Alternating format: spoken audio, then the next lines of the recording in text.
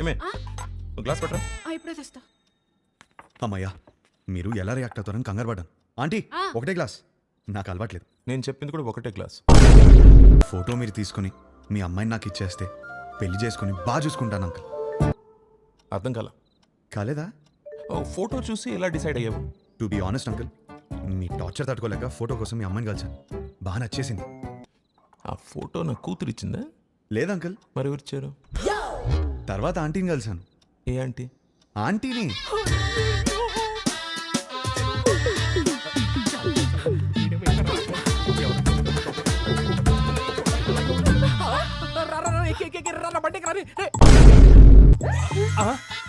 Aunty మీరా తెలియక చేయబడు.